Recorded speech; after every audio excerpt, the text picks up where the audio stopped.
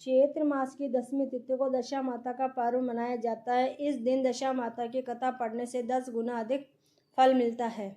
मान्यता है कि दशा माता की पूजा और कथा पढ़ने से घर में सुख समृद्धि आती है। एक राजा था, उसका नाम नल था और उनकी रानी का नाम दमयंती था। वह बड़े प्रेम से राज्य करते थे।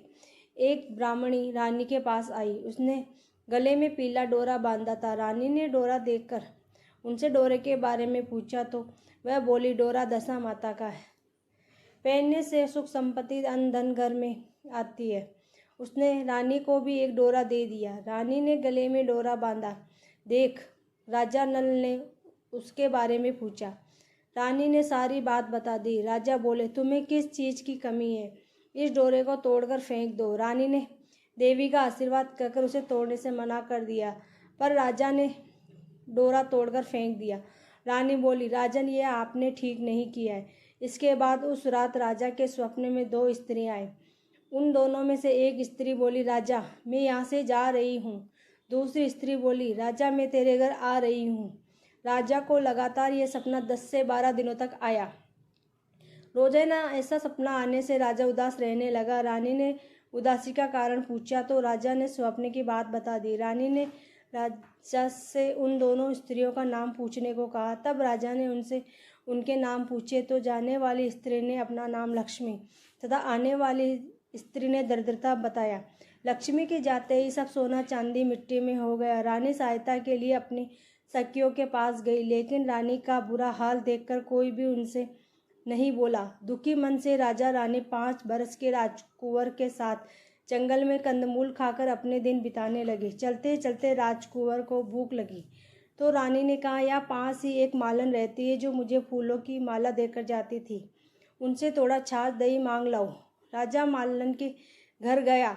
वह दही बिलो रही थी। राजा के मांगने पर उसने कहा, हमारे पास तो छाछ दही कुछ भी नहीं है। राजा खाली हाथ लौट आया। आगे चलने पर एक सांप ने कुंवर को डस लिया और राजकुमार की मृत्यु हो गई। विलाप करती रानी को राजा ने धैर्य बंधाया। इसके बाद वह दोनों आगे चले।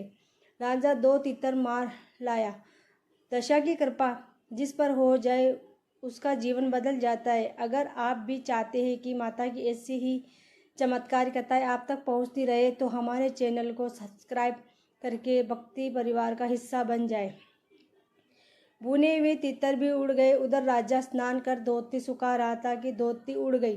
रानी ने अपनी धोती फाड़कर राजा को दे दी। वे भूखे प्यासे ही आगे चल दिए।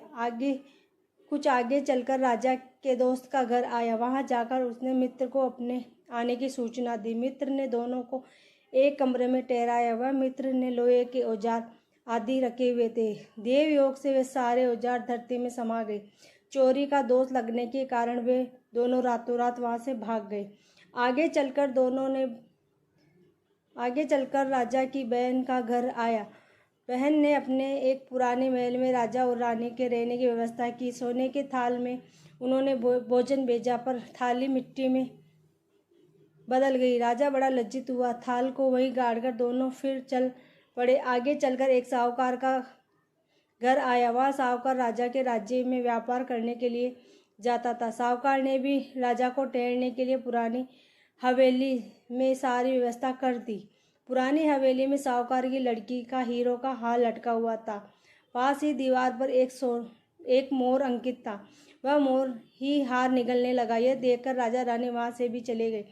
इस पर रानी बोलती है कि किसी के घर जाने के बजाय जंगल में लकड़ी काट बेचकर ही हम अपना पेट भर लेंगे। रानी की बात से राजा सहमत हुआ। दोनों एक सूखे बगीचे में पहुंचे। उन दोनों के वहां पहुंचते ही बगीचा हरा भरा हो गया। ये देखकर बाग का मालिक बहुत प्रसन्न हुआ। उसने देखा वह वहाँ एक स्त्री पुरुष सो रहे थे। उन्हें जगाकर बाग के मालिक ने पूछा, तुम कौन हो? राजा बोला, मुसाफिर है, मजदूरी की खोज में इधर उधर आए हैं।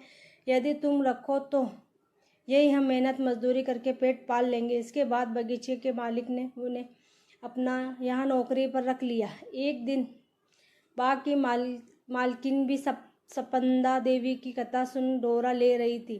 रानी के पूछने पर उसने बताया कि वह सपंदा देवी का डोरा है। रानी ने भी कथा सुनी, डोरा लिया। राजा ने फिर पत्नी से पूछा कि ये डोरा कैसा बंधा है।